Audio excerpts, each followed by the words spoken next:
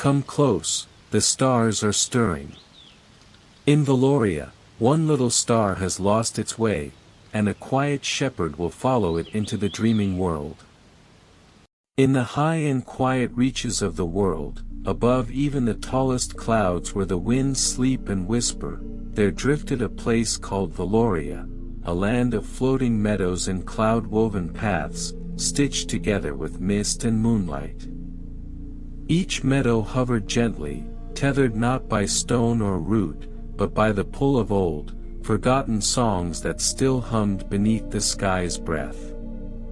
Here, grasses shimmered like morning dew on silver thread, and trees bloomed in silence with petals shaped like feathers.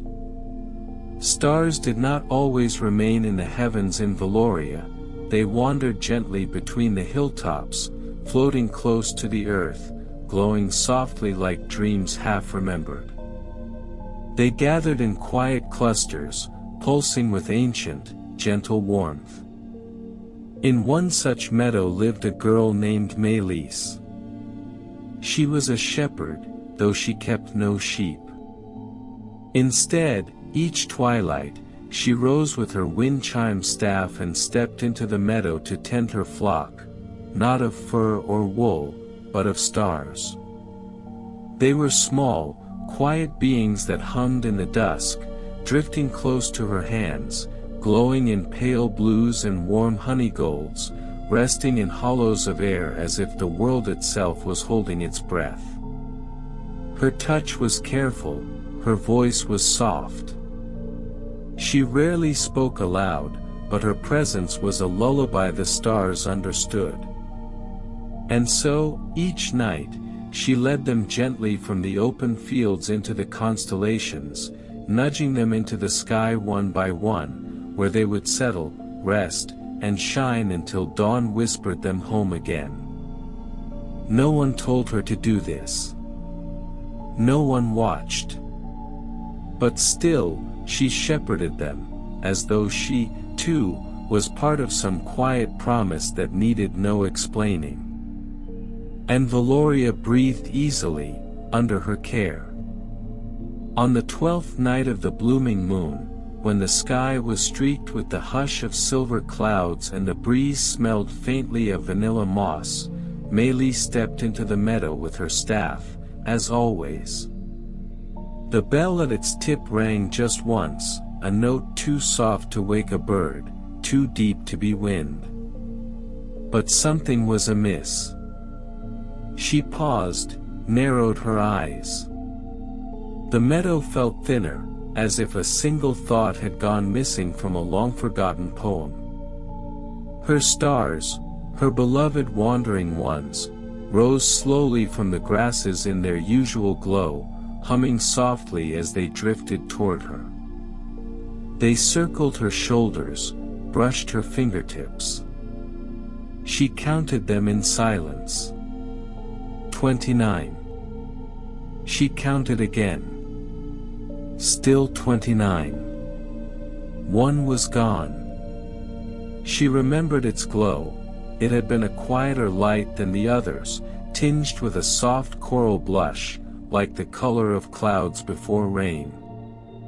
It stayed close to her shoulder most nights, never straying far. It had no voice, but Meadows always felt a feeling near it, something like shyness mixed with wonder. Its name, though unspoken, had come to her like a dream, Solon.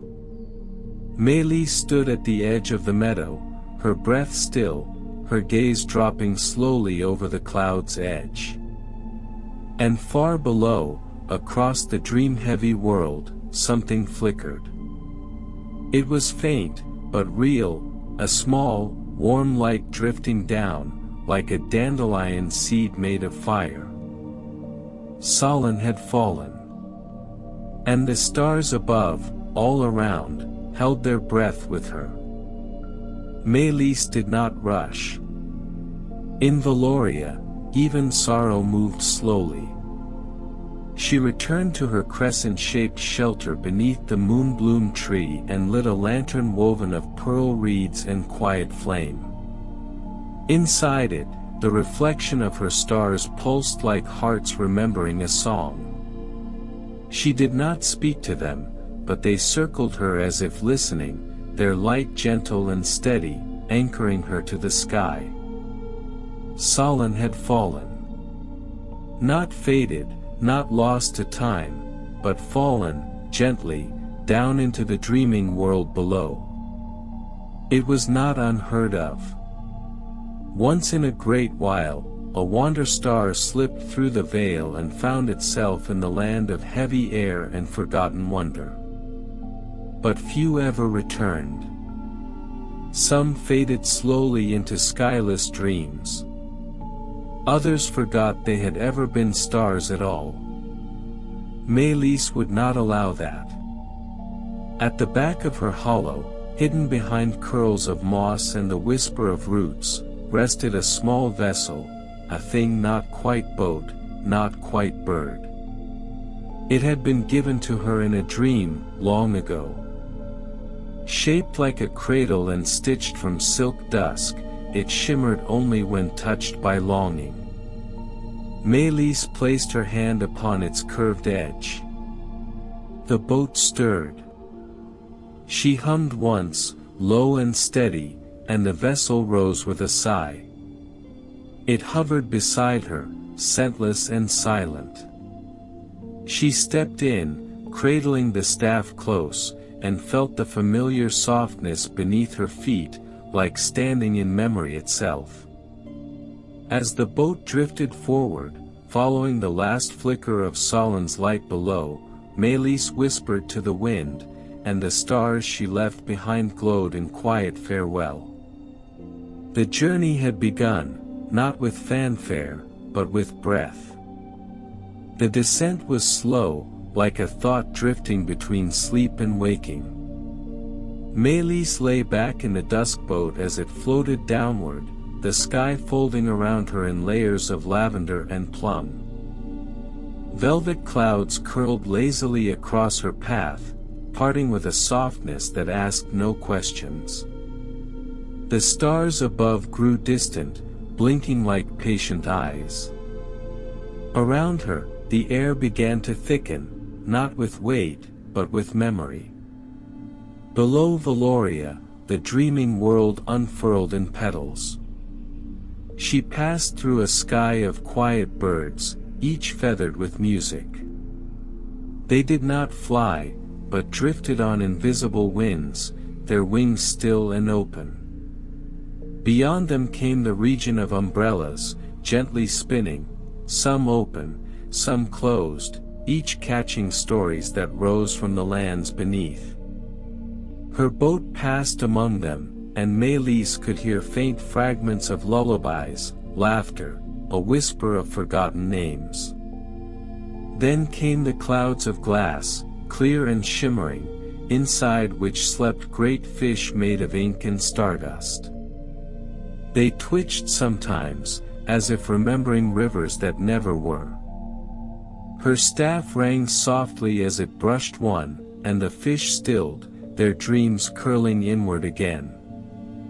Far ahead, the sky began to blush with the soft glow of Solon's light, dimmer now, but still true. She guided the boat toward it with a nudge of thought. And then, beneath her, she saw land, real land, heavy and slow. Forests stretched like ink spilled on parchment, mountains curled in sleepy silence, and winding rivers shimmered with echoes of sky. There, among the tall shadows of trees, was a glimmer. A warm coral flicker nestled between branches, barely moving. Solon. Meadows let out a breath she hadn't realized she was holding. The boat leaned downward, slow and certain, as if the stars themselves were guiding her now. And below, the world waited, wrapped in roots and dreams. The dusk boat touched down upon the gentlest part of the earth, a clearing where the grass grew like memory, and the trees curved inward, their branches folded in soft thought. This was no ordinary forest. Here, each tree bore a name carved in its bark, names not of people, but of forgotten things, a lullaby lost in a cradle, a story left unfinished, a sigh released on a lonely evening. Mealy stepped down carefully, her bare feet brushing petals that glowed faintly, only when touched. Her staff chimed once, a note that didn't echo but rested gently in the air. Solon's glow pulsed ahead, deeper into the woods. She walked with patience, past trees that leaned as if to listen, through hanging vines that shimmered like quiet threads. A moth, large as her hand and soft as woven dust, landed briefly on her shoulder. It whispered something without sound, just the warmth of presence. Then it fluttered on. As she moved, she noticed the ground beneath her responding. Not shifting, not sinking, but remembering her footsteps. Each step left behind a shimmer, like footprints in dew, then slowly faded, content to forget. She followed Solon's trail, not of light, but of feeling. And then she found it. Nestled between the roots of a tree older than silence, Solon lay flickering softly, its light dimmed but intact. The little star trembled, not in fear, but in disorientation, as though it had wandered too far from its name. Mealy knelt. She did not touch it. Instead, she laid her staff across her lap and hummed a single note, a note shaped like home. The star responded with a faint shimmer, pulsing once, twice, then brighter, as if beginning to remember.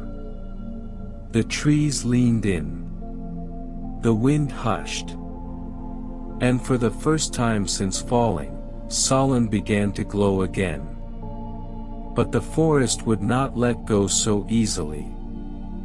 As Mealy reached to lift Solon, the roots of the elder tree shifted, not in protest, but in suggestion. A small, curved path opened to her right, leading toward a glimmer of golden paper drifting like leaves through the mist. Mealy understood. Some places asked for stories in return. She tucked Solon gently into the cradle of her scarf, where its light warmed her chest, and followed the path beneath a canopy of silver-veined leaves. The air grew denser, fragrant with old ink and soft dust. And then, just beyond a curtain of spider silk and candlelight, she found it. A library. But not a grand hall or spiral tower. It was a clearing filled with floating books and scrolls, drifting like dandelions in slow, circular wind. Shelves carved from tree trunks spiraled up to the sky, each holding parchment, feathers, and jars of written breath. At its center sat a figure, slender, cloaked in layers of parchment, wings of moth silk folded behind its back. Its eyes were luminous and unreadable, its hands forever turning invisible pages. The moth-winged librarian turned toward her. It did not speak. But Mealy felt a question in the air, soft, wordless, gentle. What is your offering? She stepped forward and whispered a memory. Not a grand one, just the quiet image of the first time a star brushed her palm, long ago, when she had still wondered if she was dreaming. The librarian blinked once, and a scroll fluttered from the air into her hands. Upon it, drawn in ink made of moonlight and breath, was a map, not of places, but of thoughts that needed finding. Solon stirred in her scarf. There was more to be seen. And so, Mealy bowed to the librarian, the leaves whispered approval, and the map shimmered in her hand. The map the librarian gave her was unlike any Melis had seen. Its markings pulsed softly, not with ink, but with a shimmer like thought caught between two dreams. Where a river might have been drawn, there was instead a trail of remembered laughter. Where a mountain should rise, only the outline of a forgotten lullaby. And at the center, surrounded by soft spirals of silver, a single name, the city beneath the lilac fog. That was where Solon's light had begun to dim, the map whispered, not in distance, but in belief. Melis tucked the map into her sleeve and stepped once more into the dusk boat, which rose without a sound, cradling her like the hush between two songs. Solon pulsed faintly against her chest, resting, still delicate, but warm. The world shifted beneath her. Forests fell away like pages turning in slow motion. Hills rolled like breathing animals, and the sky above began to stain violet, thick with fog that shimmered like flower petals steeped in twilight. Then, through the mist, rooftops emerged, not sharp or angular, but rounded, like shells or sleeping cats. The city was built of stillness, its towers curved and soft, its windows round and sleepy. Lights blinked behind sheer curtains, and bells hung in doorways, though none rang. No one walked the streets. But Melis felt presence. Each home held a story paused in the middle. In the center of the city stood a great tree, blooming with lilac-colored fog that drifted outward, cloaking the sky in dreams. And beneath its roots, nestled deep within stone, was a door carved with the shape of a star. Solon stirred again. Melis placed her hand on the door, and it opened, not with sound, but with acceptance. Inside, the air was thick with slow-moving light. It flowed like syrup through the air, coiling gently in corners, painting the stone with warm hues of dusk and candle flame. The chamber was round and echoless, lined with shelves of bottles, each glowing faintly, each murmuring in a language that felt like sighs. Melis stepped forward, following the pull of the map still warm in her sleeve. The bottles shimmered as she passed, some trembling faintly, others still.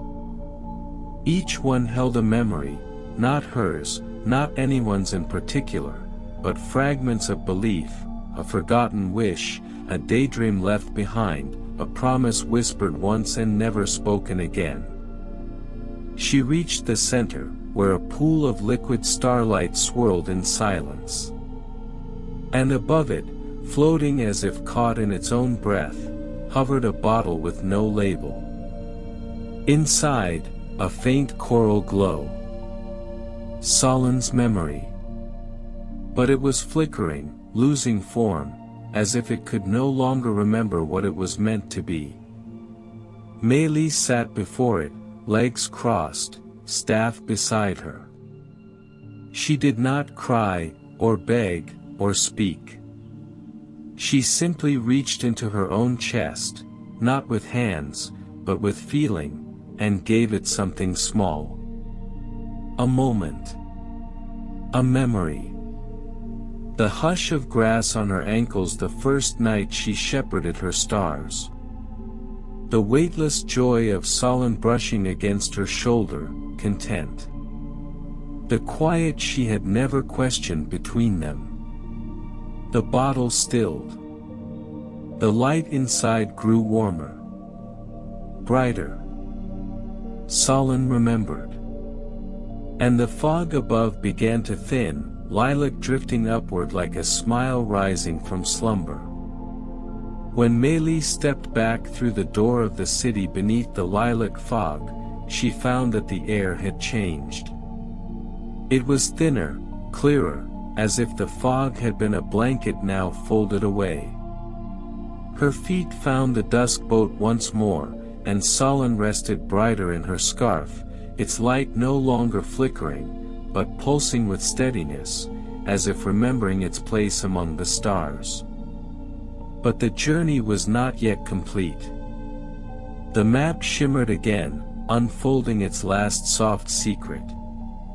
It led her not upward, but sideways, through the folding layers of twilight itself, to a place where dreams grew on trees, ripening like fruit, the night orchard. As the boat followed the trail of silent wind, the landscape below shifted. The city fell away like a memory released, and open fields began to bloom beneath her, fields dotted with trees whose branches bore glowing orbs in shades of silver, indigo, and gold. The orchard stretched as far as the horizon, quiet as snowfall, each tree cradling the fruit of someone's unspoken wish. The dusk boat landed between two arched trees whose roots formed a doorway. Mealy stepped through and immediately felt the weight of the orchard, gentle, not heavy, but full. It was a place of waiting. Each fruit glowed softly, whispering a dream. One hummed the tune of an unanswered letter. Another murmured the name of a place that had never existed. Some were warm with longing, others cool with contentment. Solon rose from her scarf, slowly now, and drifted toward a branch that bore a single, pale star fruit, glowing coral and gold. It hovered near, uncertain. Mealis waited. And then, slowly, Solon touched the fruit with its light.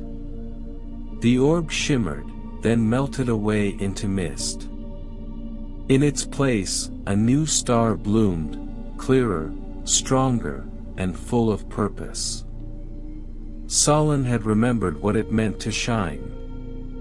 They rose together now, boat and star, drifting back through the thinning layers of the dreaming world. The orchard faded behind them like a sweet song drawing to a close, and the sky above welcomed them with a hush of violet and pearl. The stars had waited for her. As they passed through the region of silent birds and echoing umbrellas, Mealis noticed how even the dreaming world seemed to soften in their wake. Lanterns flickered in the wind. Old clouds rolled aside to watch her pass. And far, far above, Veloria shimmered. The floating meadows, strung together with ribbons of light, curved beneath her boat once more. Trees leaned inward to greet her. The grasses rippled like pages turning slowly, patiently, in a storybook without end. Mealy stepped down from the dusk boat, her staff light in her hand. Behind her, Solon followed, not clinging now, not flickering, but glowing. It hovered higher than before, its coral light steady and sure, a song remembered, a path reclaimed. The other stars rose from the meadow at the sight of them, drifting close with soft pulses of joy. They circled her gently, brushing her cheeks, her shoulders, her hands. There was no need for words. They understood. Mealis turned to the sky. It was time.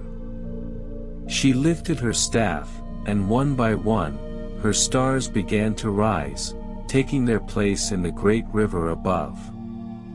She watched them go, not with sorrow, but with peace. Their journey was her own. Solon rose last. It paused for a breath beside her, touching her forehead with a final pulse of warmth, then rose higher, finding its constellation like a note returning to its melody. And Mealis stood beneath them all, quiet and smiling. The stars were home. With her stars once more stitched into the night sky, Meadows returned to her little hollow beneath the moonbloom tree. The petals had opened while she was away, glowing like pale lanterns, their scent like lullabies caught on wind. They did not bloom for anyone else, only for the one who kept the stars. She set her staff against the stone wall, where shadows folded like sleeping wings, and unrolled her moss-woven mat. The air was quiet. Not empty, never empty, but full in that lovely, fragile way a quiet room holds the memory of laughter. Her dusk boat, now at rest, shimmered briefly before folding itself back into nothingness. It would come again when needed. But for now, it had earned its slumber. Meadows lay down beneath the tree. The flowers above rustled faintly in the breeze. One drifted downward and came to rest on her chest. She held it without thought. Above her, the constellations pulsed gently, familiar, beloved. Each one where it ought to be. Sullen, glowing a little brighter than the rest, twinkled in its new place among the coral-threaded stars. She could feel its warmth, even from here. Not a beam. A knowing. The meadow exhaled. And Meadows, with limbs full of stardust and spirit full of stillness, let her thoughts float, gently, aimlessly, like a feather on breath. Tomorrow would come. The stars would stir again. But tonight was for resting. That night, the world of Veloria did not sleep. It rested. Like the hush between two notes in a lullaby, it held its breath and smiled. The cloud meadows shimmered faintly, cradling dreams in their folds. The wind whispered soft secrets across sleeping leaves. The river of stars above flowed slow and sure, its banks stitched with memory and quiet joy. And high above, in the sky that held it all, the stars whispered stories to one another. They did not speak in language, not even in thought, but in feeling, like warmth passed from hand to hand, or the comfort of someone sitting silently beside you in the dark. Sullen glowed gently among them, now fully woven into the sky's great tapestry. It had forgotten itself once, fallen into silence, and been gently, patiently found. The way all lost things hope to be. Below, Meadows slept beneath the moonbloom tree, her chest rising slowly, the flowers still resting there like a second breath. Her face was peaceful. A little smile curled her lips, not wide, but deep. She had guided them, as she always did. Not because she must, but because she was the kind of soul who would. And so the stars above shone not only with their own light, but with hers, too. A light made of care, of quiet, of endless patience. And the sky, stitched and shining, remembered her. Forever. At the edge of a silent village stands a house with no doors, only windows that remember. Tonight, one will open, just for her. At the furthest curve of a village too small for maps and too quiet for clocks, there stood a house that no one entered. It rested just beyond where the cobbled road gave way to fern-soft paths and the trees began to murmur their slow, leaf-breathed thoughts.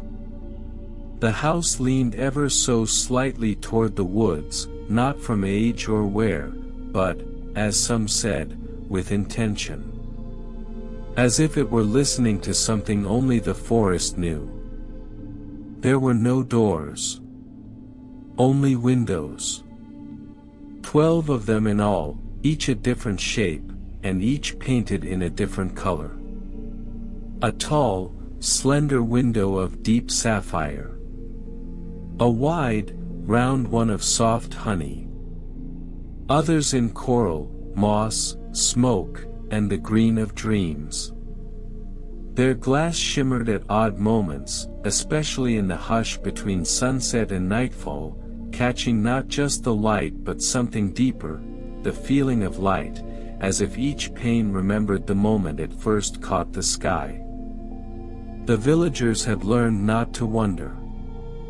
They called it the windowed house, or the painted watcher, depending on the day. Children dared each other to touch the walls, which always felt too warm, or too cool, or not there at all. But no one went inside. No one could. There was no entrance. No lock. Just the windows, staring gently outward like unblinking eyes. Only one person paused at the house every day. A girl named Coriander, who lived nearby in a house of whispering vines and quiet books.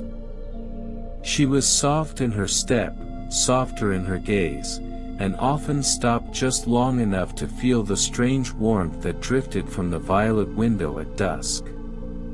She never told anyone. She wasn't sure how to explain it. And then, on a pale evening wrapped in cloud light, she saw something she could not forget.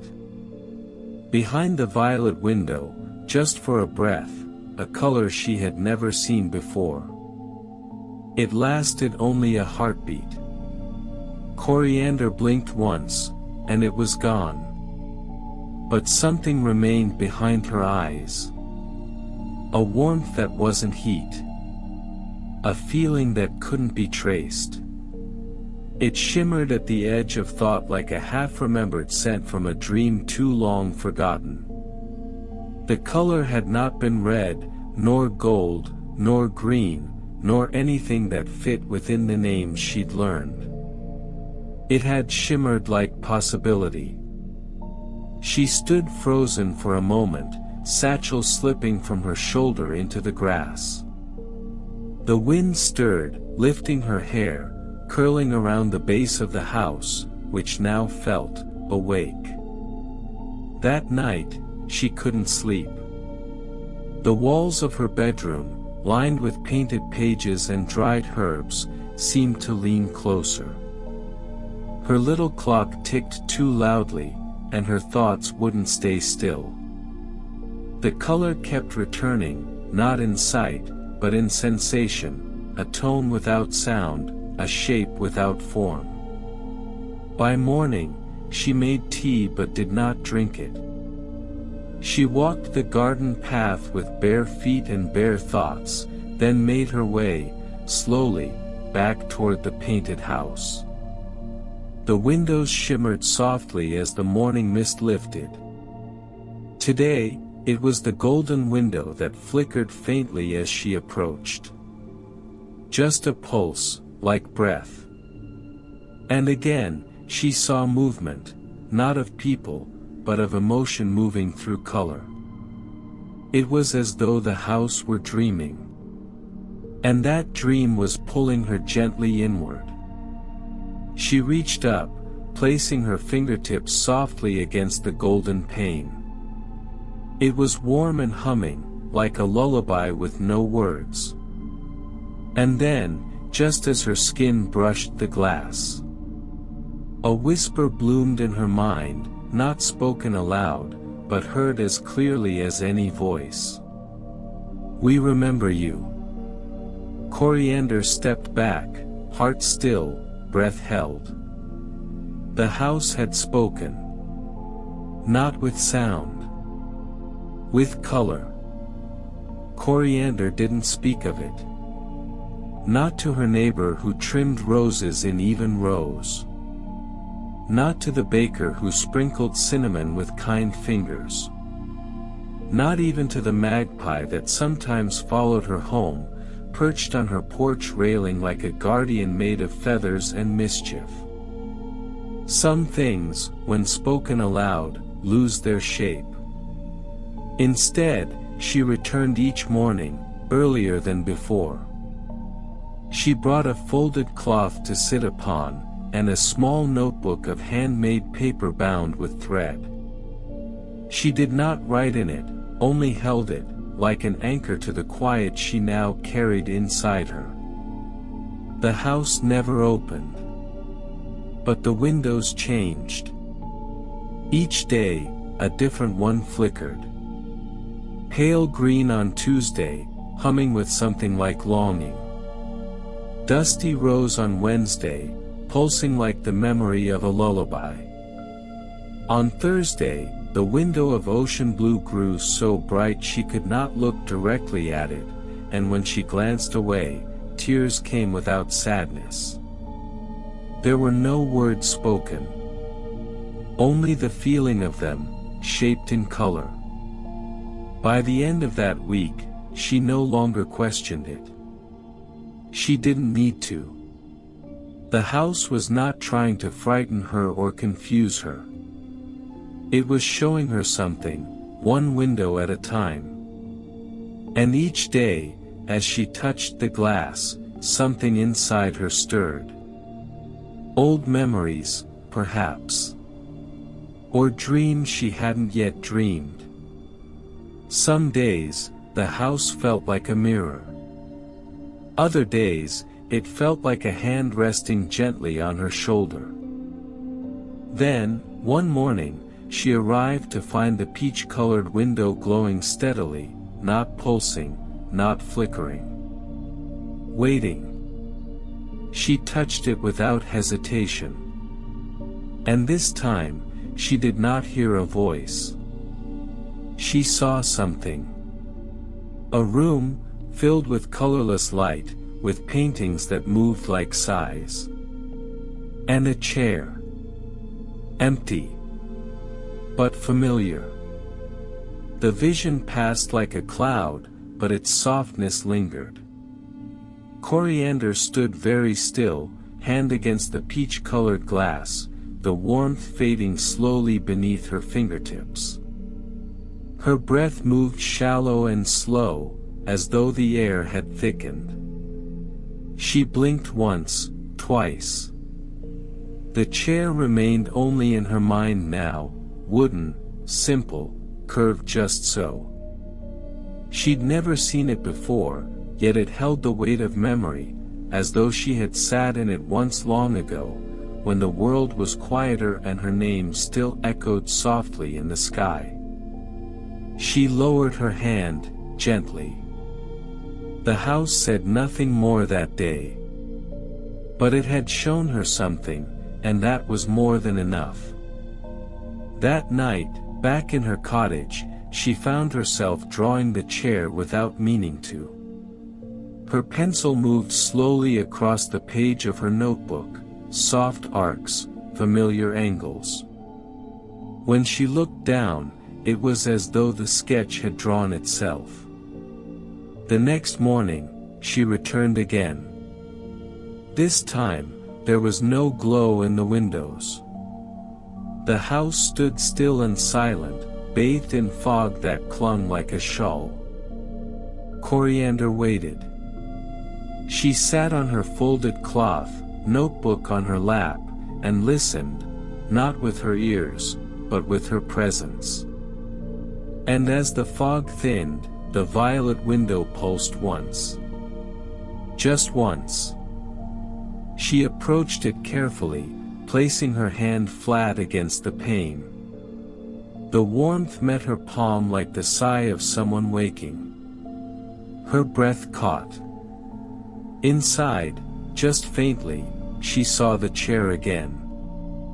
But now, there was a book resting on its seat. Bound in deep gray leather, sealed with a ribbon of light. The book had no title. But she knew it had been waiting for her. The next day, Just after the mist had finished curling itself into the hedges and the dew still glistened on cobweb lace, Coriander returned. She wore her softest shawl and brought no basket, no journal, only herself and a single, silent question folded beneath her ribs. The violet window was already glowing. It pulsed slowly now, not with urgency, but invitation. She stepped close, reached out, and touched the glass once more. This time, her fingers passed through.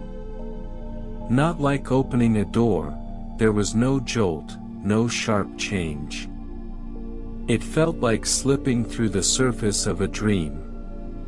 Warm, yielding, familiar. She did not hesitate. One foot forward, then the other. And suddenly, she was inside the painted house. The air was soft and amber-lit, as if the sun filtered through stained glass clouds. Dust danced, though no dust settled. The walls seemed to pulse ever so faintly, as if the house was breathing. It was not cold, nor warm. Just held. She felt held. Before her sat the chair. Just as she had seen it, curved, quiet, humble in its waiting. And on the seat lay the book. It glowed faintly, light from no source, and a ribbon of soft light sealed its pages closed. Coriander reached out, and the ribbon unraveled at her touch, dissolving like mist into the air. The book opened, its pages blank. At first. Then, slowly, carefully, lines appeared. Not written in ink, but in color. Words formed from shades and feelings, dusky blues shaped like questions, golden curves that felt like lullabies, faded grays that tasted of forgotten tears. The book was not telling her a story. It was remembering one. And it began with her name. She read the first page in silence. There were no sentences, not truly. Just impressions, arranged in the shape of memory. The gentle brushing of her mother's hands through her hair. The scent of thyme and ink. A porch step in late summer where she once watched bees move like soft punctuation through air. Each page deepened. The moments weren't grand. Not birthdays or departures. But the small ones, the ones time does not keep, but the heart does. She turned the pages slowly, with reverence. A room appeared. Dimly lit. Round windows casting pools of evening light on wooden floors. Paintings on the walls that did not stay still. They moved subtly, like thoughts before they speak. A table with a single plate. A teacup. A child's voice echoing in the silence. And then, a sound. A soft knock. Not from the house. From within her. Coriander placed her hand to her chest, and the pages turned themselves. The next memory was one she did not recall, yet knew, her small hand pressed against a windowpane, not of her home, but here, in this house, long ago. Another life. A forgotten moment. The house seemed to sigh around her, and the violet window shimmered from within. The light pulsed, then stilled. She had been here before. Not just now. Not just in dreams. The painted house was not showing her stories. It was giving hers back. And still, the book continued to write. The house did not creak or groan as Coriander moved deeper into it. It did not echo her footsteps. It simply held her, room by room, with a kind of careful stillness, as though each hallway had been waiting for her weight, and each corner sighed with quiet relief to feel it once again. She left the chair and the book behind, trusting it would continue its remembering without her presence. Her fingers grazed the curved doorway, which led not into a hallway, but into a room woven with light. The ceiling arched like the underside of a shell, and the walls shimmered, not with paint, but with slow-moving colors. Hues flowed like water, not hurried but thoughtful. Pale blues trickled into soft oranges. Lavender deepened into green. There were no lamps, no windows, only color that shifted with feeling, a language she could almost understand. As she stepped inside, the light responded. A soft rose spread from her feet outward. Not the rose of flowers, but the kind of color one might find between longing and contentment. It was familiar. A memory not of a moment, but of a way of being. The warmth of being seen, just as she was. In the center of the room stood a mirror, but not of glass. It shimmered with a surface like still rain, and when Coriander approached, she did not see her reflection. She saw herself, as she had been, long ago. A younger version, eyes wide with unspoken questions, one hand pressed to a colored window. And behind that younger self, watching from a quiet doorway, was the house. Waiting. Welcoming. Remembering. Coriander stood before the mirror, unmoving. The image did not shift unless she moved, not a reflection, but a memory laid open. The child in the vision reached out to the windowpane, touched the violet glass, and turned her face just slightly toward where Coriander now stood, though separated by years and forgetting. The child's lips moved. No sound came. But a sensation unfurled in Coriander's chest, the feeling of having said something so important, so utterly true, that even the sky had paused to listen. The mirror rippled. Then faded. And the walls around her began to hum. A low, melodic sound, like wind weaving through chimes made of breath. The house was not speaking. It was singing. Not to her, but to itself, as if it, too, had forgotten something precious and was slowly remembering through her presence. She followed the sound. It led her to a door she had not seen before, tall and narrow, painted the color of storm-washed stone. There was no handle. Only a round knot of wood in the center, carved with a small spiral. She placed her palm against it. Warmth bloomed up her arm. And then, a voice. Not loud. Not sharp. Not even clear. But present. Familiar. It echoed from within her own ribs, from the marrow of her memory. Coriander, it said, like a song being spoken. You left something here. The door opened inward, into a room filled with quiet and dusted with golden pollen. On the table at the center of the room, rested an object wrapped in cloth. And something inside her whispered. At last.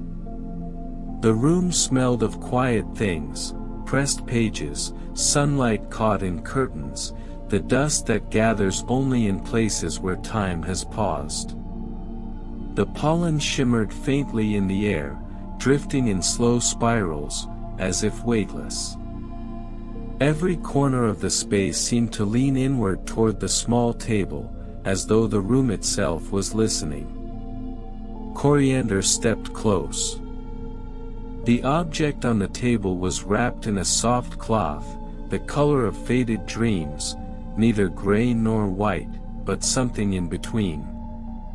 Its edges were embroidered with delicate thread, a looping pattern that reminded her of constellations drawn by memory instead of star charts. She reached out. The cloth responded to her fingertips, unfurling without resistance, falling open like petals easing apart after rain. Beneath it, resting on the table's warm wood, lay a box. It was small, only the length of her hand, and carved from pale, silken wood that pulsed faintly with color, just like the house. The lid bore no lock, but a single, gentle impression, her own name, etched not in letters, but in shapes her heart recognized before her mind could name them. She touched the lid. It opened. Inside, resting on velvet as soft as cloud shadow, was a bundle of drawings, faded with time, drawn in colored chalks, edges curled like sleeping leaves. She lifted the first. A house. This house. Drawn in the uncertain lines of childhood. And beneath it, a careful scrawl, home. Her breath caught. She turned the next page. A face. Her mother's, perhaps. Then a pair of stars. Then a window, the violet one, glowing bright. And finally, a drawing of herself. Smiling. Tiny. Certain. She had lived here. Before memory could hold it. Coriander sat with the box in her lap, the drawings spread like a quiet breeze around her. Each one breathed a part of her back into place.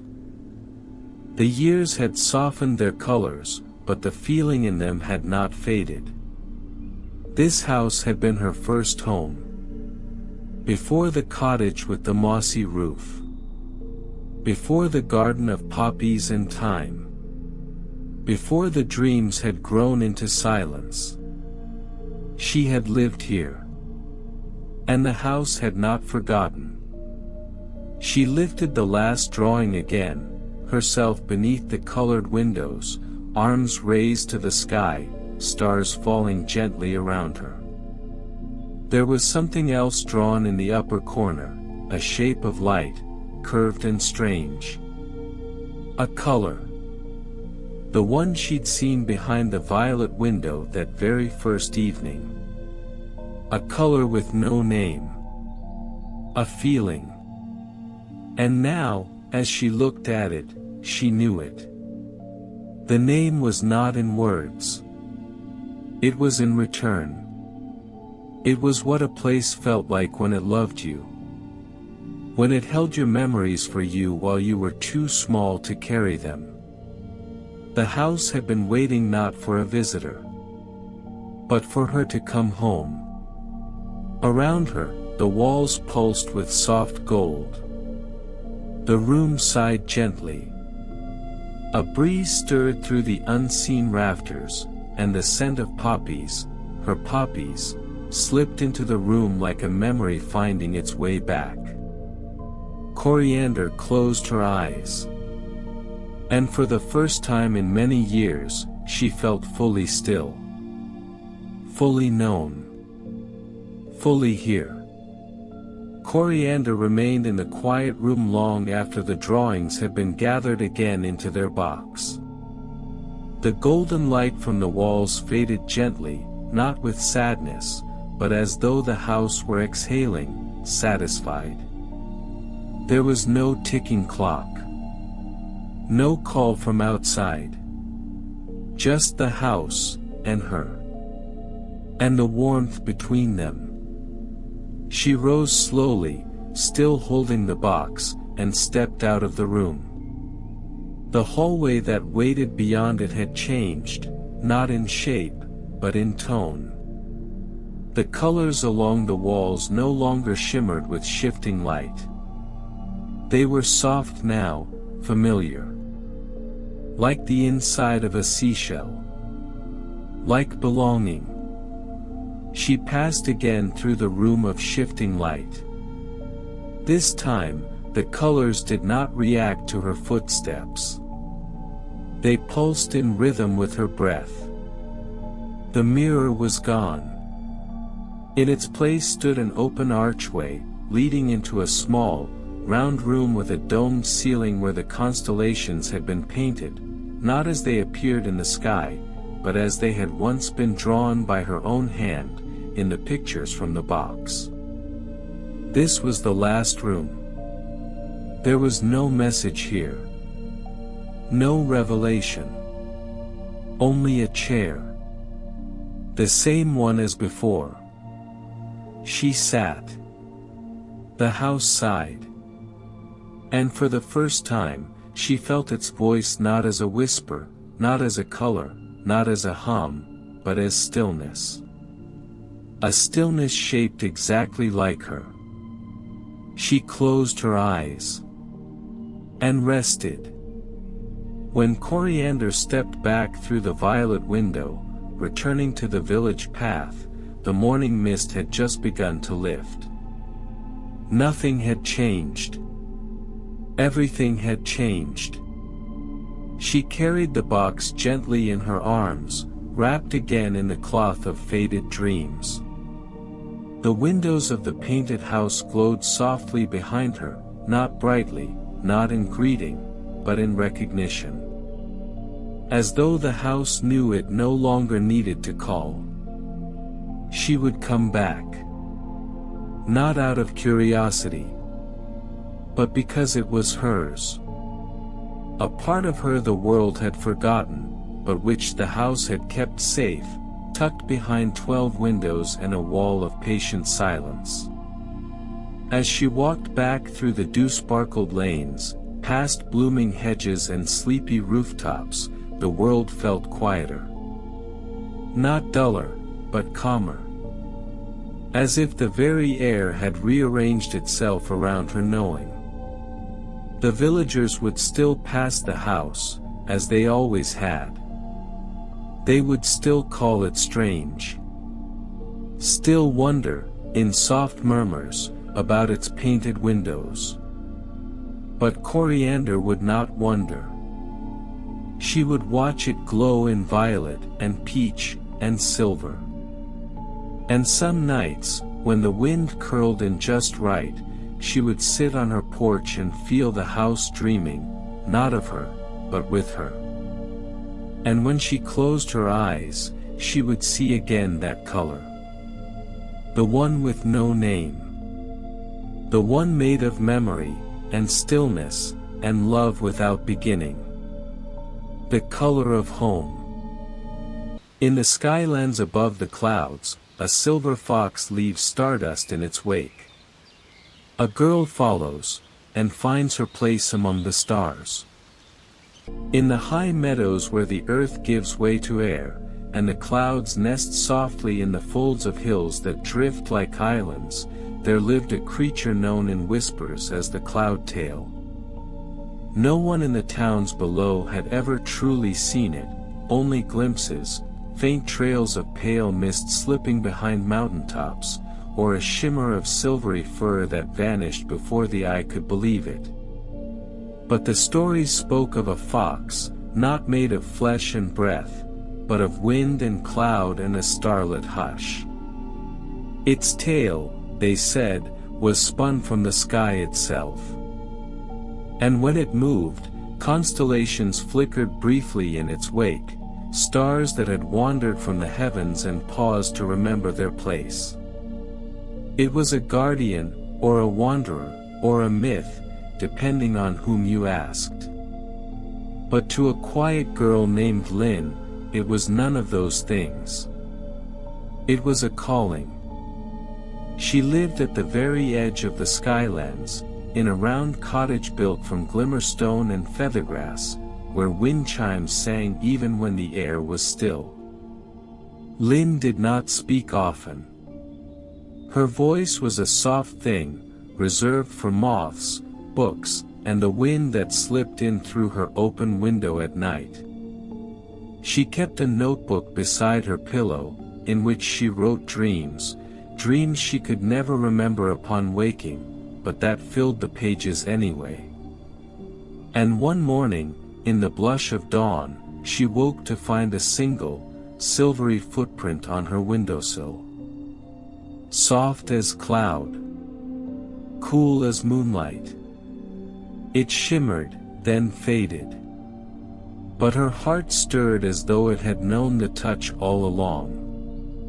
That morning, Lynn left her tea untouched and her books unopened. She stood in the doorway of her cottage for a long while, watching the skylands drift lazily past one another, meadows of tall bluegrass and wild lantern vines, each one floating in the breeze as if waiting for something unnamed. The silver footprint had vanished, but not the feeling it left behind. She wrapped a soft scarf around her shoulders and stepped outside. The air was thick with the scent of honey mist and the songs of drowsy skybirds. Her bare feet brushed the dew-soft moss of her garden path. But as she reached the edge of her floating island, something new appeared. A trail. It hadn't been there the day before, nor in any of her walks. It was made not of dirt, but of leaves, delicate, translucent, and gently glowing, each one shaped like a teardrop from a distant tree. They floated just above the grass, drifting in the breeze, yet holding still as if waiting. The sky leaf path. Lynn did not question it. She followed. The trail led her from one floating island to the next, each one connected by narrow bridges of light and wind. Some were dotted with star blooms, others with sleeping stones that hummed beneath her feet. The world around her was hushed, not with silence, but with peace. A waiting quiet. A listening. And far ahead, just beyond the curve of cloud, she saw it. A flicker. Not flame. Not light. But fur. Silver white. Drifting like a wish. The cloudtail vanished again, just as Lynn caught the shimmer of its fur. But it left behind a curve in the sky, a trail of mist woven with faint starlight, curling through the drifting clouds like the tail of a comet that did not rush. She followed. The skyleaf path wound onward, curling across a small floating island unlike any she'd yet seen. Here, no grass grew, and no vines tangled through the air. The ground was covered in bells, some no larger than her palm, others tall as trees, each one shaped slightly different, like snowflakes in metal. They did not ring. They slept. Lynn stepped softly between them, her breath caught like a lantern in her chest. The bells pulsed faintly with colors not of paint, but of sound, hues that flickered like music on the edge of dreaming. As she passed through, some of the bells stirred. A low hum drifted up from one, cool blue like an evening sigh. Another vibrated with golden warmth, a sound so soft it felt like memory. She did not touch them, but she felt their presence settle around her, brushing her skin like silk wind. In the center of the island stood a single tree, bare, except for one single leaf still clinging to its highest branch. That leaf glowed. And from its center, a thread of silver light unspooled across the air. Lynn followed it. Not with haste, but with certainty. The thread led off the Belle Isle, arcing through mist and space, becoming a bridge of starlight between islands. And far ahead, just once, she glimpsed the Cloudtail again. It turned to look at her, then leapt silently into the sky beyond. The bridge of silver light carried her farther than she thought the sky could stretch. The skylands grew quieter here. The wind slowed. The stars above, once bright, softened into a haze of pale white and distant hums. It felt less like walking through air and more like walking through thought. Lynn stepped carefully. The bridge led her to another island, this one smooth and glistening, as though carved from the sky itself. The ground beneath her feet reflected the sky above, but differently. It was not a reflection of the present, but of the stars as they once were, long ago. Familiar constellations shimmered in patterns she'd only seen in the oldest books, forgotten alignments from the first nights. The mirror cloud. She had heard of it only in fragments. An island said to reflect not your face, but your path. She looked down, and saw herself, not as she was now, but as she might be. A version wrapped in light, her arms full of star silk, her hair filled with wind. She looked not older, nor younger, just truer. The reflection reached toward her. And from the sky, as silent as breath, the Cloudtail descended once more, its paws touching the mirrored ground without a sound, its eyes deep pools of starlight and story. It did not speak. It only turned. And this time, when it leapt away, it left behind a trail of stars in its wake. A trail that led straight to the constellation tree. Lynn followed, her heart pulsing not with questions, but with quiet. With wonder. And with the feeling of finally being exactly where she needed to be. The trail of stars shimmered like thread across the sky, each one pulsing gently beneath Lynn's feet. They did not lead in a straight line. They curved, dipped, circled, as if guiding her through a melody only the wind could hum. At the end of the trail, she found herself upon a floating island that bloomed with light. Not brightness, light as feeling. The trees here bore no fruit, no leaves, only threads of glowing threadfall, drifting downward like the unraveling of a dream. Each strand shimmered in colors too soft to name. Some pulsed faintly, like the echo of a heartbeat. Others curled in the air, shaping silent symbols that melted before her eyes could understand them.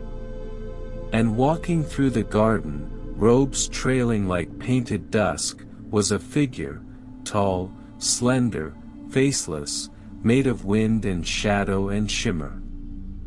The Star Weaver. It turned as Lynn approached, and though it did not speak, a thought bloomed gently inside her chest. You've come far enough to ask. Lynn did not answer aloud. She simply looked to the sky, to the fading star trail, and then to the horizon, where, in the distance, the great tree began to take form. It rose like a mountain of starlight, its branches reaching not up, but outward, cradling the sky, threading between constellations, blooming not with leaves, but with constellations themselves. The constellation tree. The Star Weaver stepped aside. And the threads of light parted, revealing a final path made not of cloud or leaf, but of time. Lynn stepped forward. The stars held their breath. The tree was quiet. Not the silence of emptiness, but the silence that comes when everything is listening. Its roots were woven through the sky itself, disappearing into the folds of air, blooming from nothing. Its bark shimmered with silver and ash, and its branches curved like the arms of old galaxies. No two stars upon it were alike. Some pulsed gently, others blinked in patterns known only to time.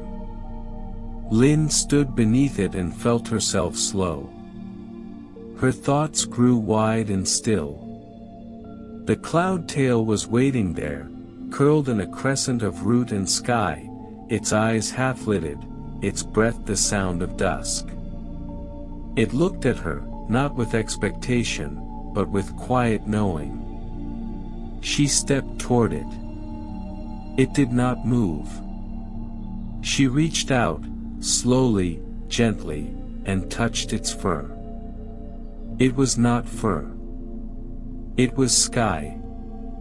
Cool and soft, like the moment before rain, like the hush in a lullaby's final note. The touch sent a quiet echo through her limbs, and suddenly she could feel it, the pattern.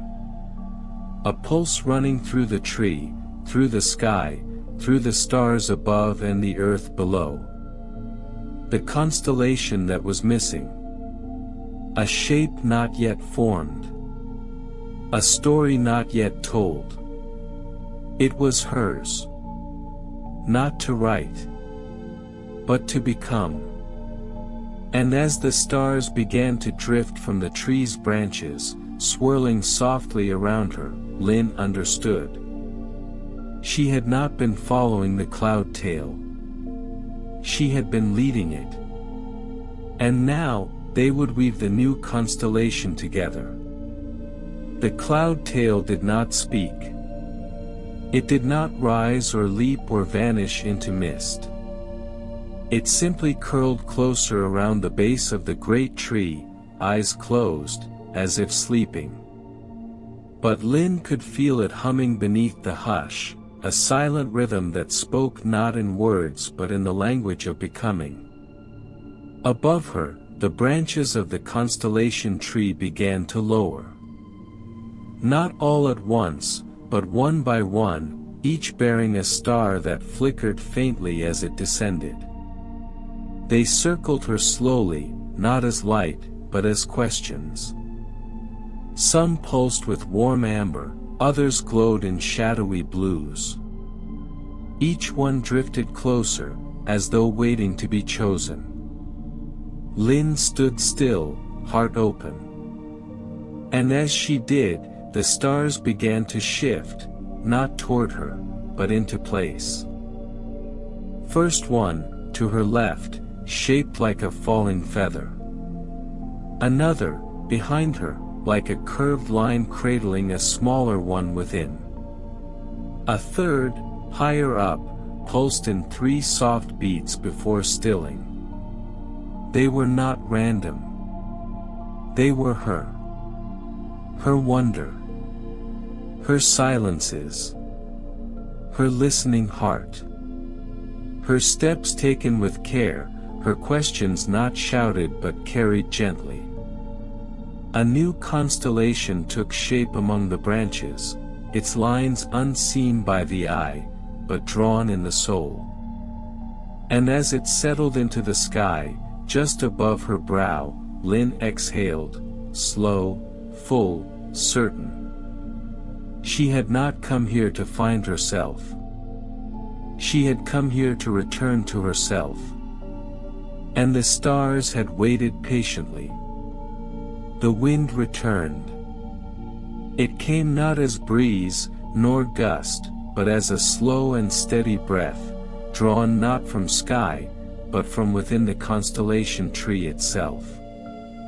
The branches rustled without moving. The stars blinked once, then held still, as if listening to a secret only the wind could tell.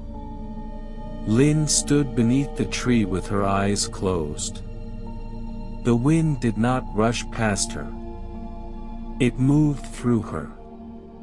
And in its movement, something ancient stirred awake, not loud, but low and vast, like the voice of the first night speaking after a long, gentle sleep.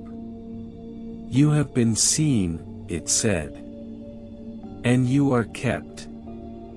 Lynn did not weep, but her eyes shimmered. She had waited her whole life to be chosen. And here, at the roots of a tree older than time, she realized, she had never needed to be chosen. She only needed to arrive. And so the wind gave her a name, not the one spoken aloud in the world below, but the one she had been born with in the hush before breath. She would never be able to repeat it. But she would carry it in every step forward. The Cloudtail opened its eyes. It rose, silent and sure, and stepped once into the air beside her. Not to lead. Not to vanish. To walk with her. And above them, the new constellation shimmered, her story written in stillness. And the sky, quietly, became whole again. Lynn stood beneath the constellation tree until the wind quieted once more. The stars did not fade. They simply settled, like candles burning steadily through the night. Her new constellation hung just above her, not demanding attention, but pulsing gently. A lantern hung for anyone who wandered too far from themselves and needed something to guide them back. She turned to the Cloudtail. It looked at her, eyes full of soft knowing, then stepped onto the path of starlight once again, not ahead of her this time, but beside her. Together, they began the descent.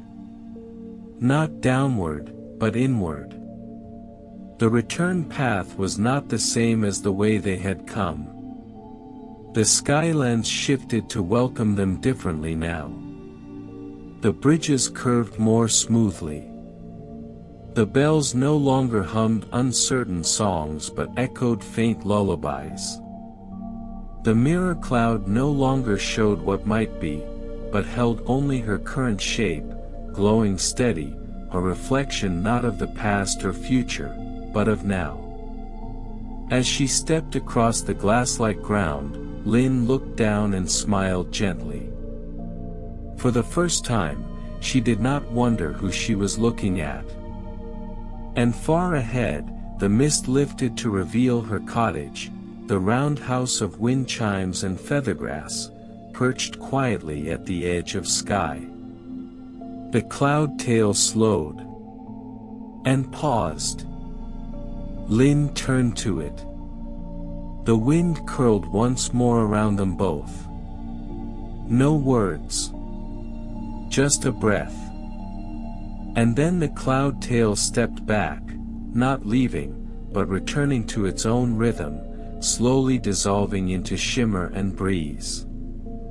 It had never belonged to her. But she belonged, now, to herself. She stepped back into her home as though she had never left, yet every breeze that crossed her floor, every bell that sang in the corner of her porch, seemed to carry a different tone. Not louder. Just clearer. She moved through the cottage slowly, fingers brushing over shelves, over books and dried flowers and old dreams she hadn't read in years. Nothing had changed. And yet, everything had softened.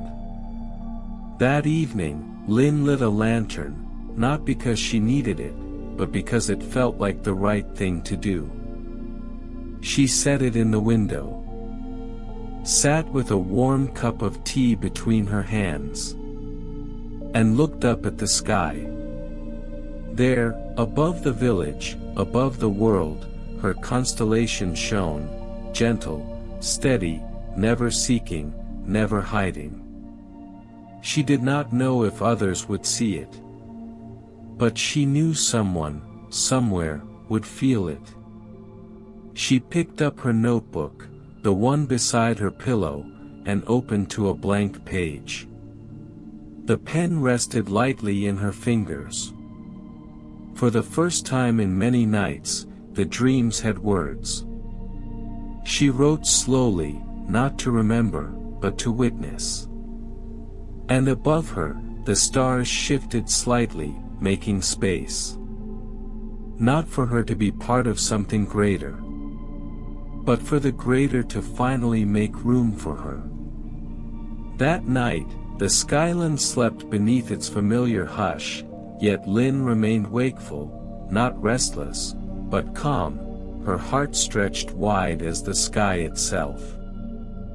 She stood at the edge of her floating garden, the tall bluegrass swaying around her knees, the scent of mist mint drifting through the cool air.